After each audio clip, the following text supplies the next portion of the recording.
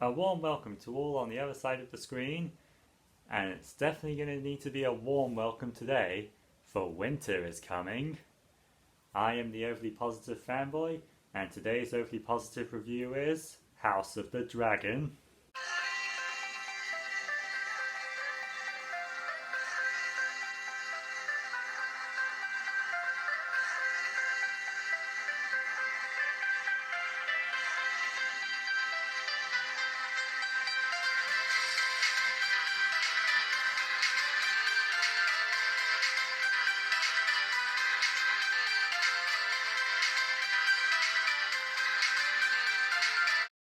Roughly 2 centuries before the events depicted in Game of Thrones, King Viserys Targaryen controversially names his eldest daughter as heir to the Iron Throne, a decision that proves to have major ramifications in the years to come. Now, I was very late to the Game of Thrones party. I didn't start watching that show until May 2019, when it was already over. What? I was too young for the show when it first started. I didn't want to take the plunge until I knew it was ending, and I had to get my uni assignments out of the way first. For anyone who needs filling in, Game of Thrones was the biggest show on television in the 2010s. It had action, drama, political machinations, moral ambiguity, schemes upon schemes upon schemes, and some nudity to keep the attention of those easily bored by all that other stuff. It was on top of the world. Then they ran out of books to adapt because the author still hasn't finished the source material, forcing the writers to make up their own ideas on where to take things. Then the showrunners decided that they wanted to move on, but instead of doing the sensible thing and handing Game of Thrones off to somebody else, they chose to end it all entirely, leading to a rushed conclusion that became one of the most disastrous final seasons in all of television history. But now we have a prequel show on our hands. Will House of the Dragon make up for the bad taste left by Game of Thrones Season 8? Let's find out. Right away, this series leaves a strong impression by returning the franchise back to its roots. Political intrigue. House of the Dragon leans heavily into the drama that comes from noble families constantly prioritizing their image and potential alliances above all else. Of course, the other major theme of the show is the patriarchy. Seriously, every bad thing that happens in the show can be traced back to the fact that nobody wants a woman on the throne, and everyone cares too much about following traditions to embrace the idea. If they had just allowed the king's decision to stand without question, it would probably have saved a lot of hassle, and definitely have saved a lot of lives down the road. But if they did that, then we wouldn't have a show now, would we? I also really like that this is all taking place a couple of centuries before Game of Thrones. It helps overcome the prequel problem, since we don't really know how any of this will ultimately end. Unless you've read the history book, but I doubt most viewers will have done that. Anyway, let's discuss the characters, shall we? Like its parent series, House of the Dragon follows multiple characters across different storylines.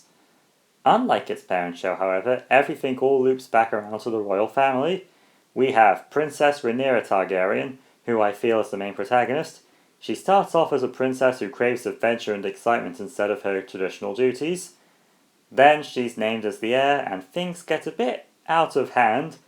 She starts off likeable enough, but whether she stays that way is up to your interpretation, especially considering the kind of stuff she gets up to as she grows up. Then there's her best friend, Alicent Hightower. These two have a really cute friendship at first, but of course it all falls apart when Alicent is positioned into marrying Rhaenyra's father, the king. Alicent is a very fascinating character to watch, as she's basically someone who clings to her traditional duties even though it makes her miserable, and her evolution is interesting to behold. The king, Viserys, is probably the most likable character in the entire series. He just wants everyone to get along and to resolve everything peacefully. Unfortunately, he's forgotten which franchise he's a part of. Plus, props to the makeup artists for how sickly they make him look by the end. That is some really haunting stuff.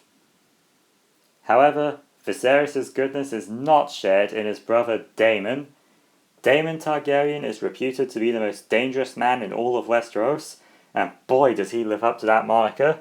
Seriously, he does some serious shit across these episodes, and yet despite that, the internet just adores him. Probably because he's played by Matt Smith. Don't blame him. There are a lot of other characters who pop in and out, but those are the ones I feel are worth spotlighting without going into spoilers. Of course, something else this show carries on from Game of Thrones is the incredibly graphic violence. This show gets seriously brutal at times, but luckily most Thrones viewers are used to this sort of thing. Maybe that's why House of the Dragon figured out a new way to shock and traumatize the audience. We end up with no less than 3 traumatic pregnancy scenes, the first of which results in a very messy cesarean. Seriously, this is the grossest thing I've seen in a TV show all year, and our viewers will probably want to turn away from the screen when this thing happens. In fact, just talking about it now is making you want to...